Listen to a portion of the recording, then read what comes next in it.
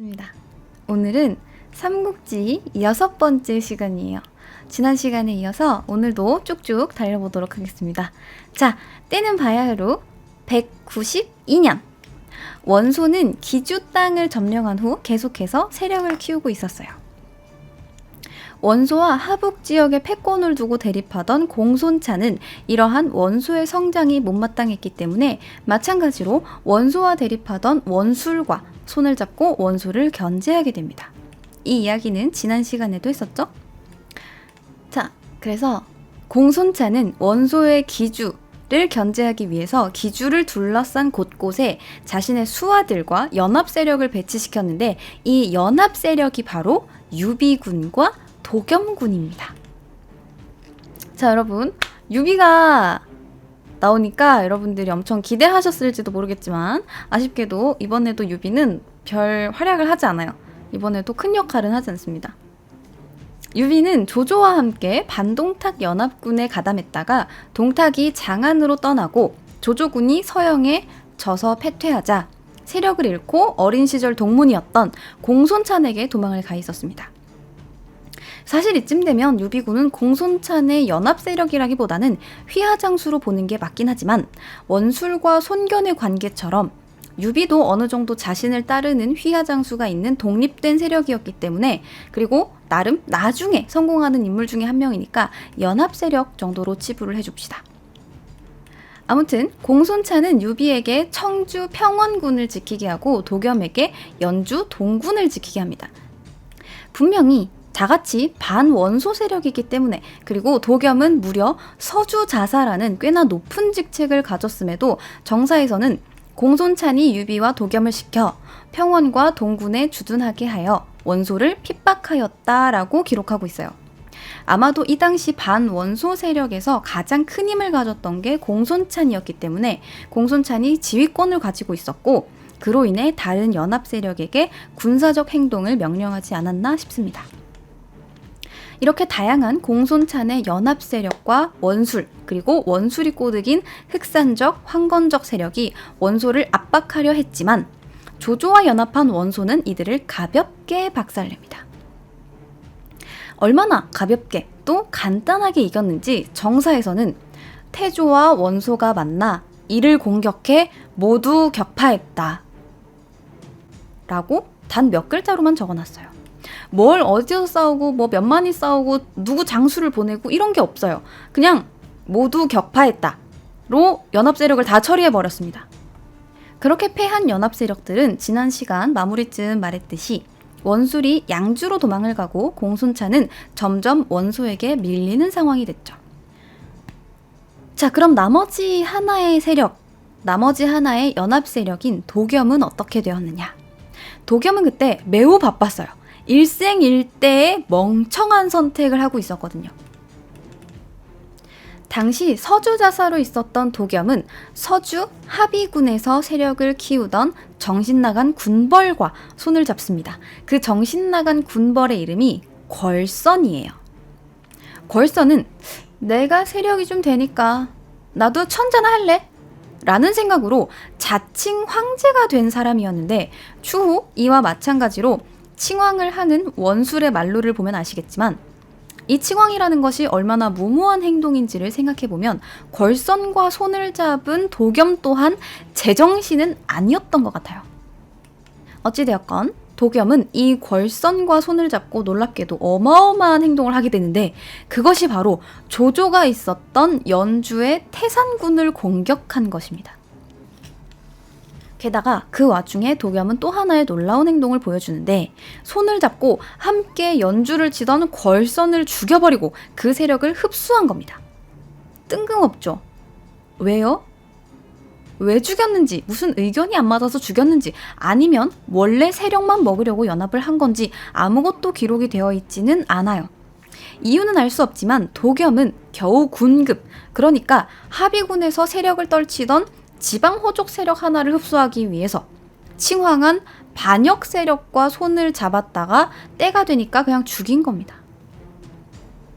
자, 그리고 이 태산군 침공 와중에 어떤 돈 많은 노인 한 명이 죽게 됩니다. 노인 한 명이 죽는 게 뭐가 그렇게 대수겠어요. 그런데 그 노인의 이름이 바로 조숭입니다. 그 1억냥의 돈을 주고 태위직을 산 조조의 아버지 그 조숭입니다.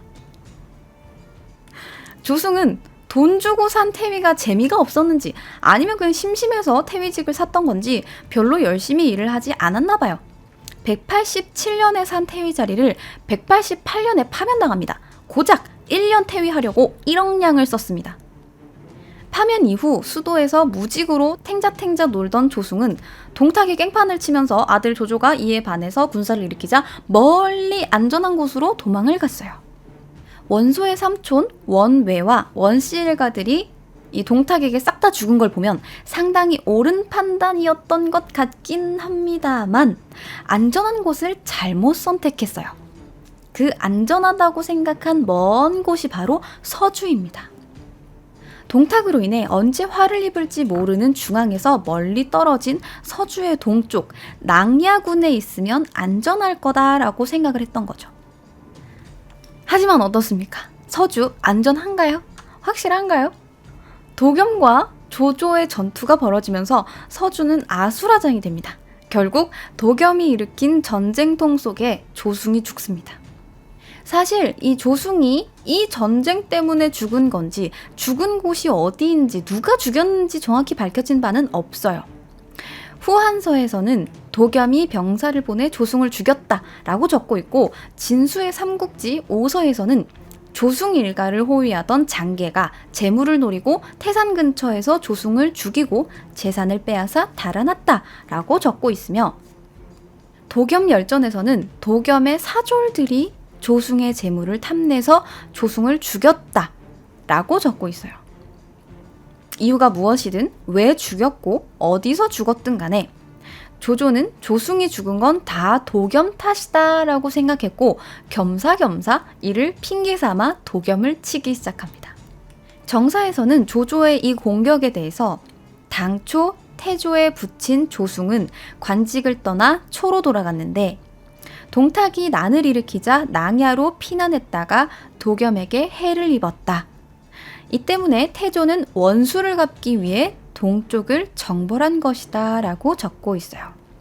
뭐 굳이 따지자면 도겸은 이미 칭왕자랑 동맹을 맺었던 전적이 있고 심지어 먼저 조조의 땅을 침공한 거니까 굳이 저런 핑계 없이도 도겸을 쳐도 될 것 같은데 굳이 도겸에게 돌아가신 우리 아버지의 원수라는 죄목을 씌운 조조는 일말의 주저함 없이 도겸을 털어주러 갑니다. 자, 그리고 단숨에 도겸의 성 10여 개 정도를 함락시켰어요. 정사에 따르면 도겸이 공략했다는 조조의 성은 임성 하나뿐인데 조조는 10여 개의 성을 뺏어버립니다.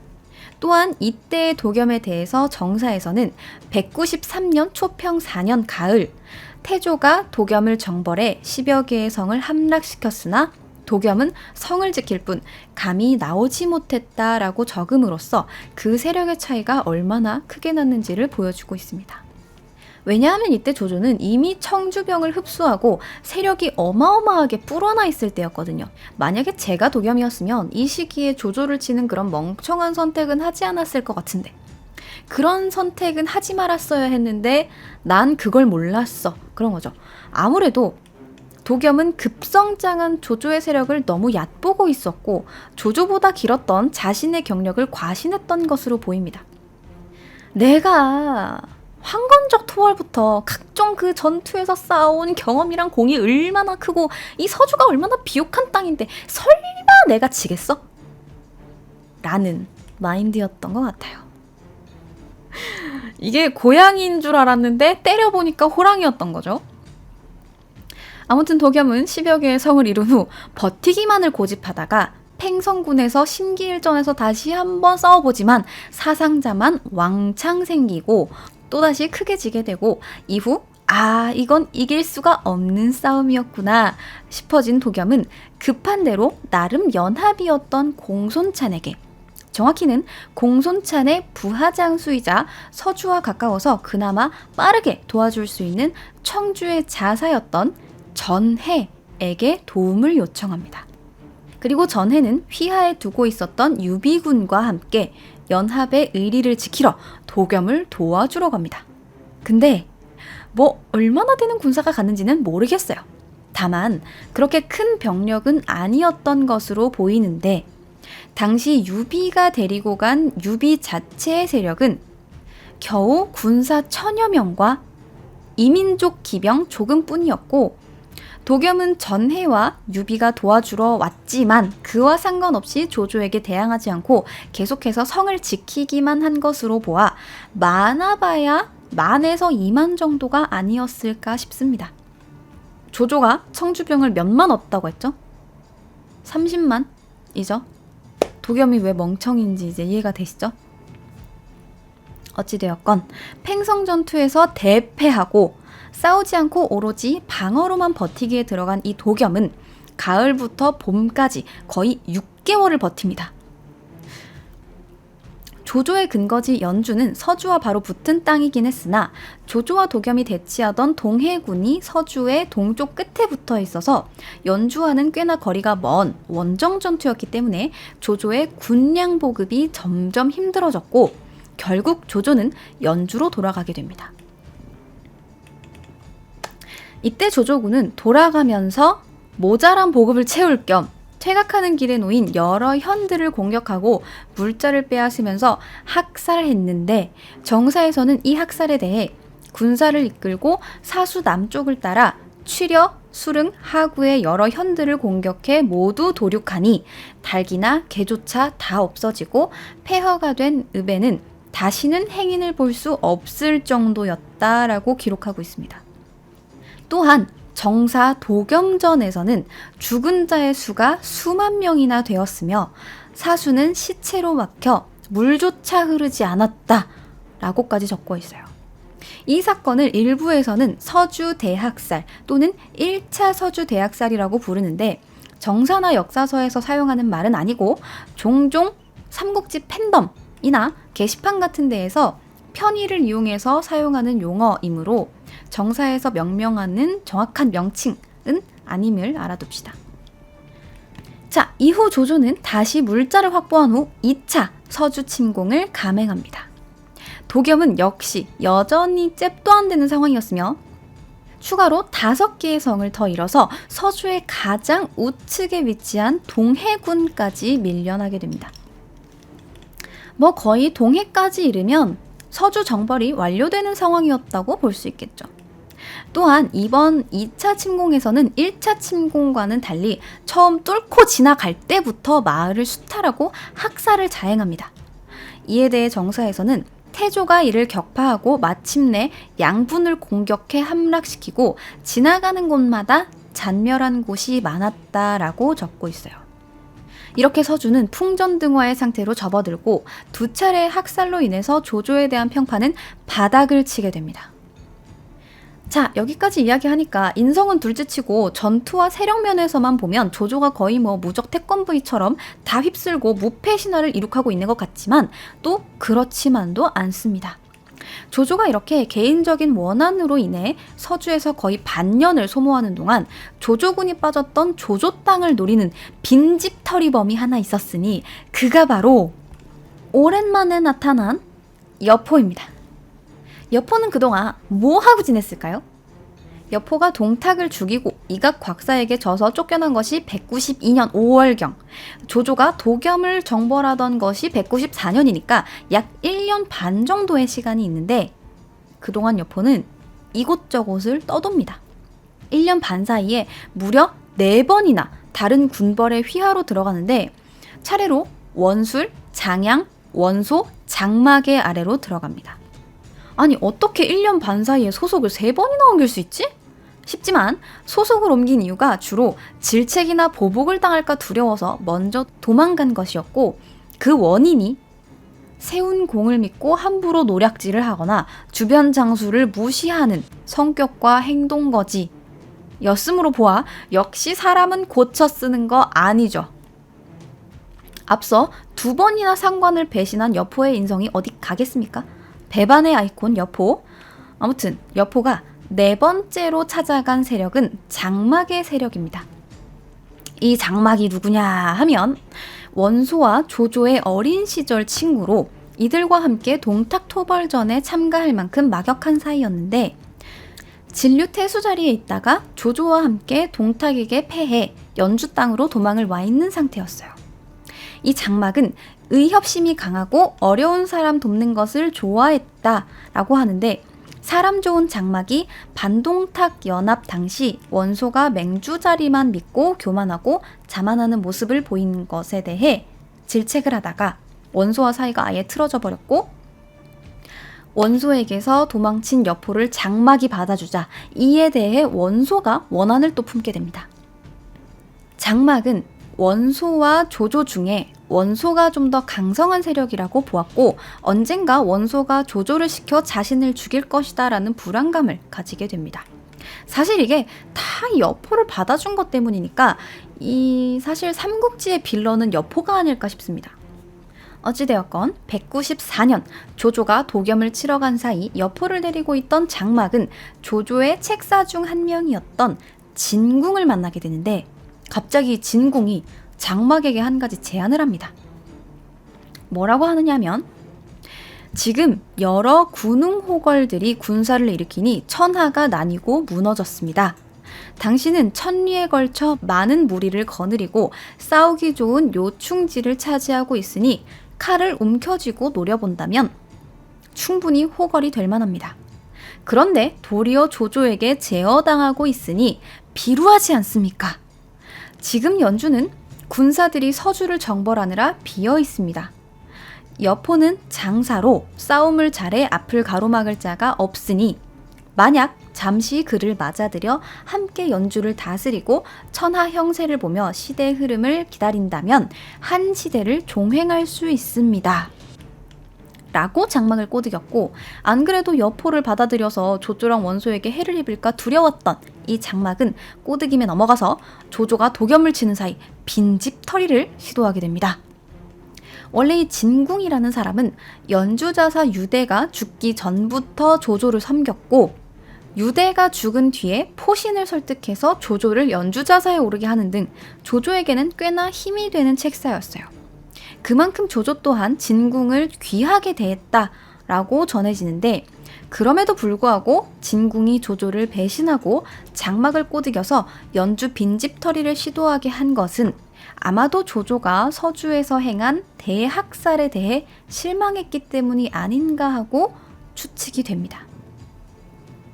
어찌되었건 장막은 여포와 진궁의 도움에 힘입어 연주 대부분을 장악하였고 그나마 연주에 남아있던 조조의 책사 순욱과 정욱이 견성과 범현, 동아현 두 개의 현을 지켜내면서 조조의 회군을 기다립니다.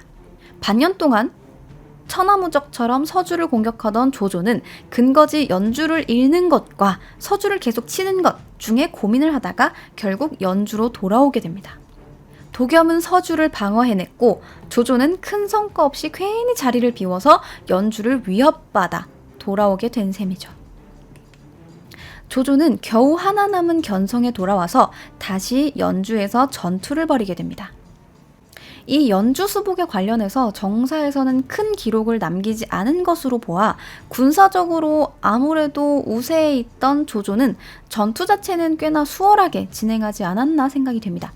다만 두 차례의 학살로 인해서 조조는 평판을 많이 잃었고 그에 비해 좋은 평판을 유지하고 있던 장막을 상대로 싸운 것이기 때문에 연주 각지의 세력과 군현들이 조조보다는 장막에게 힘을 실어주면서 조조가 연주를 회복하는 데에 시간이 꽤 많이 손해를 봤다 정도로 보입니다. 결국 조조는 여포를 격퇴시키고 다시 연주를 차지하기는 했으나 이는 무려 2년이라는 시간이 소모가 되었으며 어마어마한 물자를 소모한 서주 침공과 그동안 벌어진 연주의 기반 붕괴는 조조가 전국을 통일하지 못한 주요 원인 중에 하나로 꼽히게 됩니다. 괜히 힘만 빼고 돈만 쓰고 물자만 쓰고 평판 깎였죠. 조조가 물러간 서주는 예전보다는 황폐해졌지만 워낙 기반이 좋고 물자가 풍부했던 땅이기 때문에 생각보다 금방 안정되어 갔는데 서주자사 도겸이 이어지는 전투가 힘들었던 건지 앓고 있던 병이 깊어져 갑니다. 조조의 1차 침공 때 도겸을 도우러 왔던 유비는 어차피 돌아가봐야 공손찬의 휘하장수였기 때문에 뭐 일로 가나 절로 가나 큰 차이가 없어 보였는지 1차 침공 이후 다시 청주로 돌아간 전해와는 달리 그냥 서주에 남아 있었는데 도겸은 개인적으로 유비가 마음에 들었던 건지 애당초 유비가 데려온 병력이었던 1000여 명보다는 훨씬 많은 4000명의 군사를 주면서 유비를 예주자사로 삼아달라라는 표를 올리고 서주와 바로 붙어있던 예주 패군 소패 땅에 머무르기를 요청합니다. 이후 얼마 지나지 않아 조조의 침공이 있고 채 1년이 되지 않았을 무렵 도겸은 계속해서 병이 깊어지다가 목숨이 경각에 다다라 부하였던 별가 미축에게 유비가 아니면 이 서주를 안정시킬 수 없다! 라고 유언 아닌 유언을 남겼고 곧 죽게 됩니다. 유비는 미축의 서주자사 제안을 거절하면서 원술과 공용을 대신 추천하지만 3~4번을 기다렸던 건지 주변에서 3번 권하자 낼름 서주를 삼키게 됩니다. 자, 드디어 여러분들이 기다리던 유비군이 드디어 제대로 된 근거지와 세력을 얻게 되었습니다. 유비가 서주를 얻게 되자 자연스럽게 유비의 휘하로 들어가게 된 진등과 미축 같은 기존 서주 세력은 원소에게 사자를 보내게 되는데 그 내용을 보면 하늘에서 재앙이 내려 화가 서주에 미치니 주의 장수 즉 도겸이 죽어 백성에게 주인이 없게 되었습니다. 간웅이 하루아침에 이 틈을 타 맹주 원소께 걱정을 끼칠까 염려하여 유비를 종주로 삼아 백성들이 오랫동안 귀의할 곳을 없게 만들었습니다. 지금 바야흐로 도적들이 날뛰고 갑옷을 벗을 겨를도 없는 탓에 이렇게 하급 관리를 보내 고합니다. 라고 되어 있어요. 무슨 말인지 아시겠나요? 그러니까 우리 서주의 주인이었던 도겸이 죽었는데 여기가 개판이 되면 원소님이 걱정하시니까 대신 얼른 유비를 세웠습니다. 원래는 더 높은 사람이 가서 인사를 해야 하는데 저희가 너무 바빠서 하급 관리를 보냅니다. 예쁘게 봐주세요. 라는 겁니다. 공손찬에 휘하였다가 도겸을 도와주러 온 유비가 맨 처음에 도장을 찍어서 보낸 외부 송달용 문서가 원소님 잘 봐주세요 라는 거죠.